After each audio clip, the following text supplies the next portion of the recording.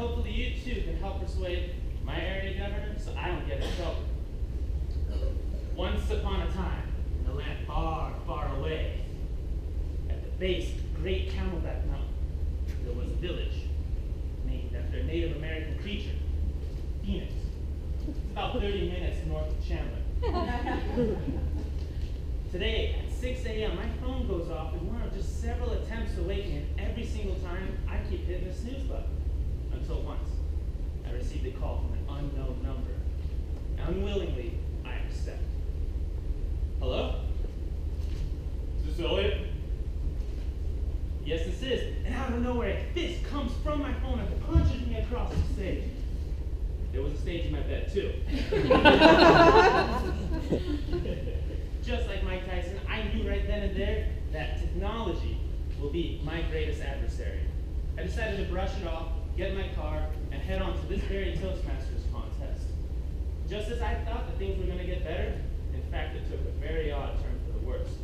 Right there in the middle of the freeway were these massive wooden blocks, each 5 stories tall, shaped like Stonehenge. And hiding amongst those blocks were round green pigs. And as I drive by it, they keep taunting and staring at me. And then out of nowhere, whack, one of those wooden blocks goes flying. And then another, an unidentified object catapulted across the sky, smashing on more wood and green pigs, popping. I knew I had to get out of there, so I just smashed my accelerator as fast as I can. Until, from the very corner of my eye, another red feather ball comes flying after me, honing in like a heat-seeking missile. I knew at that very moment, the object in my mirror was soon closer than it appeared.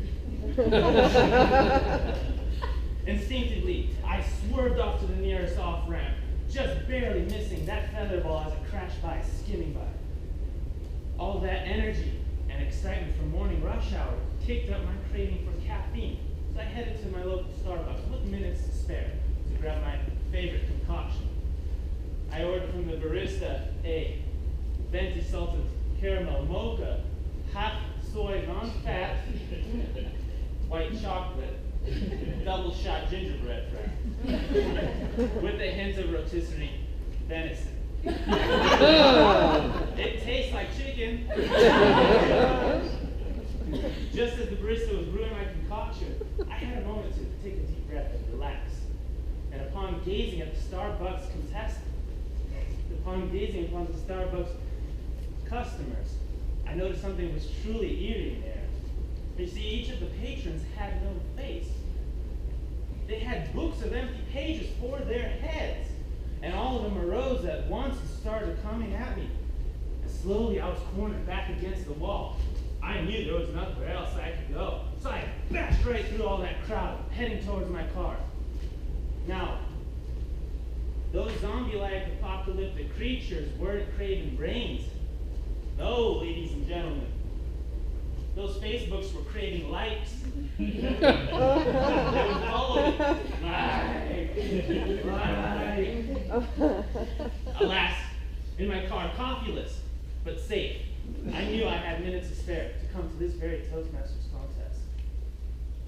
I drove through the crowds, through the streets. I was shifting gears with such speed and grace.